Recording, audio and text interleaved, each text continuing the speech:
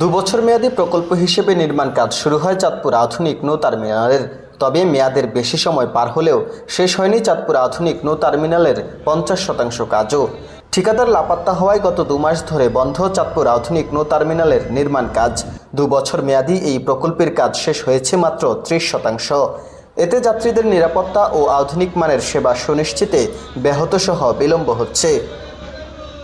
ঢাকা চাঁদপুর সহ বিভিন্ন রুটে প্রতিদিন অর্ধশতাধিক লঞ্চ যাতায়াত করে। দেশের অন্যতম নৌরুট হলেও নেই যাত্রী ছাউনি, বসার ব্যবস্থা ও টয়লেট। যাত্রী সেবায় দ্রুত এই লঞ্চ টার্মিনালের কাজ শেষ করার দাবি যাত্রীদের।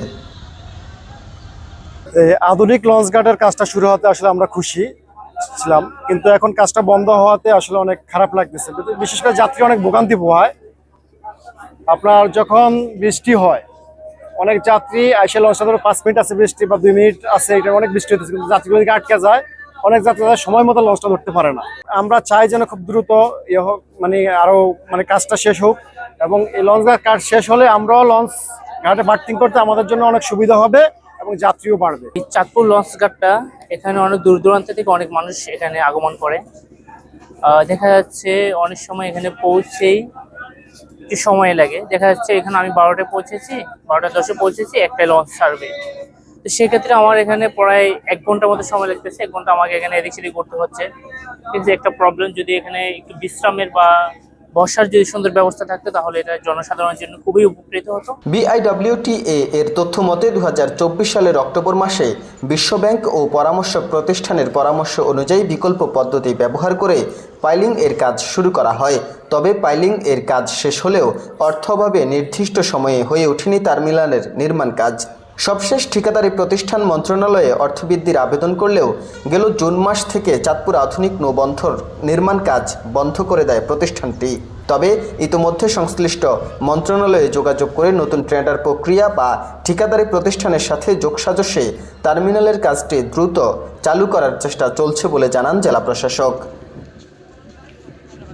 লঞ্চ টার্মিনাল যেটা আমাদের নির্মাণ করা হচ্ছে, এটার কাজ বন্ধ আছে, এটা আমি জানি। আসলে এই যে ঠিকাদারি প্রতিষ্ঠান, সেটা আসলে আগের সরকারের সময়ে তারা নিয়োগকৃত। আমরা জেনেছি যে তার বিরুদ্ধে অনেকগুলো মামলা আছে, বিশেষ করে নানা অনিয়ম বা দুর্নীতির। সেই জন্য সেই ঠিকাদার আসলে দেশে নেই, দেশের বাইরে আছে। এর ফলে তাদের মধ্যে হয়তো ঠিকাদারি প্রতিষ্ঠানের মধ্যেও অনেক সময় অর্থ সংকট দেখা দিয়েছে। তাদেরও উপযুক্ত প্রতিনিধিও এখানে নাই যে তারা এইটা কাজটা চালিয়ে নিতে আর কি। সেই জন্য এটা বন্ধ আছে। আমি ইতিমধ্যে মন্ত্রণালয়ের সাথে কথা বলেছি, তারা জানিয়েছে যে এই টেন্ডারটা হয় তারা রিটেন্ডার করে নতুন কোনো ঠিকাদার নির্বাচন করবে, অথবা যদি এই ঠিকাদারদের সাথে তারা যোগাযোগ করার চেষ্টা করছে, সে যদি দেশে আসে তার লোকজনদের যেন সে কাজটা দ্রুত করতে পারে। 2016 সালের 10 নভেম্বর একনেকে অনুমোদন পায় চাঁদপুর আধুনিক নৌ টার্মিনাল নির্মাণ প্রকল্প। বিশ্বব্যাংকের অর্থায়নে প্রথম পর্যায়ে প্রকল্পটির ব্যয় প্রায় 67 কোটি টাকা ধরা হলেও বর্তমানে তা বেড়ে দাঁড়িয়েছে 93 কোটি 43 লাখ 54 হাজারে। ঠিকাদারি প্রতিষ্ঠান তমা কালেকট্রেশন কর্তৃপক্ষের বিরুদ্ধে দেশের বিভিন্ন স্থানে মামলা ও ব্যাংক হিসাব জব্দ করা হয়েছে। এতে প্রতিষ্ঠানটির কর্তারা গা ঢাকা দিয়েছে বলেও জানা গেছে।